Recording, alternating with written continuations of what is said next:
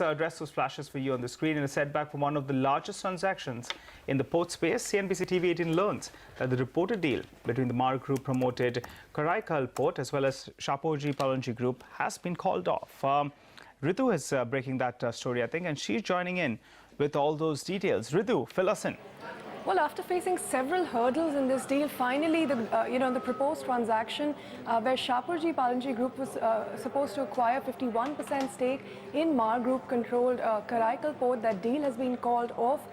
This after several attempts by the lenders to, speak with the promoters, Mar Group, which in turn were unwilling to give up management control.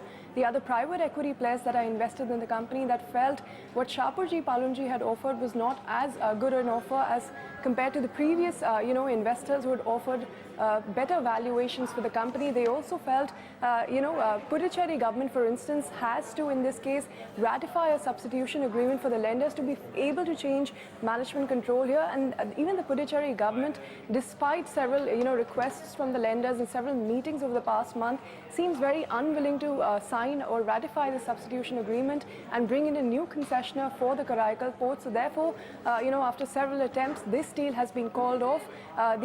Since the lenders are not really left with any option to bring in a new promoter, they will have to try to work with the Mar Group themselves and restructure the debt. Remember, Mar Group has also been asking the lenders to apply 525 in this particular case, but the lenders on their part feel, they'll look at various other restructuring options as well when they're considering this. There's just 1,800 crores of debt, but the transaction was very large.